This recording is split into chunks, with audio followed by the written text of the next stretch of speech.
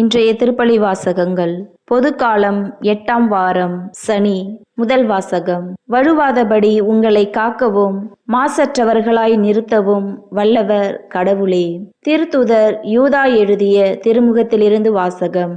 அதிகாரம் 17, இறை வார்த்தைகள் 20 முதல் 25 முடிய. அன்பார்ந்தவர்களே, நம் ஆண்டவர் இயேசு கிறிஸ்துவின் திருத்தூதர்கள் முன்னுரைத்த வார்த்தைகளை நினைவில் கொள்ளுங்கள். தூய்மைமிகு விசுவாசத்தை அடிப்படையாக கொண்டு உங்கள் வாழ்வை கட்டி எழுப்புங்கள். தூய ஆவியின் துணையுடன் வேண்டுதல் செய்யுங்கள். கடவுளது அன்பில் நிலைத்திருங்கள். என்றுமுள்ள நிலைவாழ்வை பெற நம் ஆண்டவர் இயேசு கிறிஸ்துவின் இரக்கத்தை எதிர்பார்த்திருங்கள். நம்ப தயங்குவோருக்கு இரக்கம் காட்டுங்கள். வேறு சிலரை அழிவு தீயிலிருந்து பிடித்திழுத்து காப்பாற்றுங்கள். மற்றும் சிலருக்கு இரக்கம் காட்டும்போது எச்சரிக்கையாயிருங்கள். ஊனியல்பால் கரைப்பட்ட அவர்களது ஆடையையும் வெறுத்து தள்ளுங்கள். வழுவாதபடி உங்களை காக்கவும் தமது மாற்றி திருமுன் மகிழ்ச்சியோடு உங்களை மாசற்றவர்களாய் நிறுத்தவும் வல்ல நம் மீட்பராகிய ஒரே கடவுளுக்கு நம் ஆண்டவர் இயேசு கிறிஸ்துவின் வழியாய் மாற்றியும் மாண்பும் ஆற்றலும் ஆற்றியும் ஊழி காலந்தொட்டு இன்றும் என்றென்றும் உரியன. ஆமீன். ஆண்டவரின் அருள்வாக்கு. இறைவனுக்கு நன்றி. பதிலுரை பாடல். திருப்பாடல் 63, இறை வார்த்தைகள் 1, 2, 3 மற்றும் 4, 5. பல்லவி. ஆண்டவரே, என் உயிர் உம்மீது தாகம் கொண்டுள்ளது.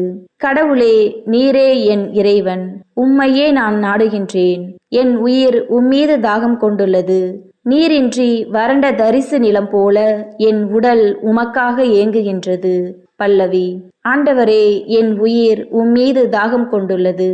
உம் ஆற்றலையும் மாற்றியையும் காண விழைந்து உம் தூயகம் வந்து உம்மை நோக்குகின்றேன்.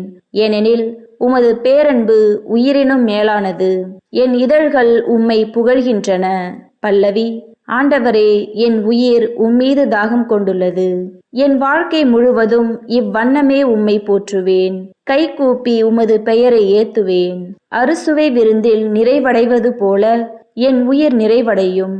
என் வாய் மகிழ்ச்சிமிகு இதழ்களால் உம்மை போற்றும். பல்லவி. ஆண்டவரே, என் உயிர் உம்மீது தாகம் கொண்டுள்ளது. நற்செய்திக்கு முன் வாழ்த்தொலி. அல்லேலூயா, அல்லேலூயா. கிறிஸ்துவை பற்றிய நற்செய்தி உங்களுக்குள் நிறைவாக குடிகொள்வதாக. அவர் வழியாய் தந்தையாம் கடவுளுக்கு நன்றி செலுத்துங்கள். அல்லேலூயா, அல்லேலூயா. நற்செய்தி வாசகம். எந்த அதிகாரத்தால் நீர் இவற்றை செய்கிறீர்?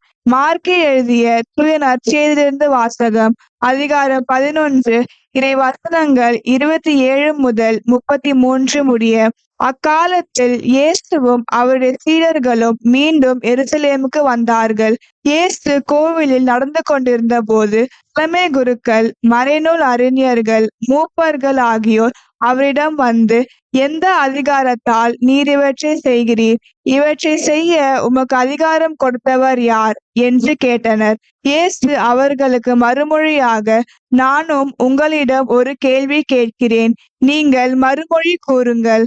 அப்போது எந்த அதிகாரத்தால் இவற்றை செய்கிறேன் என நான் உங்களுக்கு சொல்வேன். திருமுழுக்கு அளிக்கும் அதிகாரம் யோவானுக்கு விண்ணகத்திலிருந்து வந்ததா அல்லது மனிதரிடமிருந்து வந்ததா? எனக்கு பதில் சொல்லுங்கள் என்றார். அவர்கள் விண்ணகத்திலிருந்து வந்தது என்போமானால் பின் ஏன் அவரை நம்பவில்லை என கேட்பார். எனவே மனிதரிடமிருந்து வந்தது என்போமா என்று தங்களிடையே பேசிக் கொண்டிருந்தார்கள். ஆனால் மக்கள் அனைவரும் யோவானை ஓர் இறைவாக்கினராக கருதியதால் அவர்கள் அவர்களுக்கு அஞ்சினார்கள். எனவே அவர்கள் இயேசுவிடம், எங்களுக்கு தெரியாது என்று பதிலுரைத்தார்கள். இயேசுவும் அவர்களிடம், எந்த அதிகாரத்தால் இவற்றை செய்கிறேன் என்று நானும் உங்களுக்கு கூற மாட்டேன் என்றார். ஆண்டவரின் அருள்வாக்கு. கிறிஸ்துவே உமக்கு புகழ்.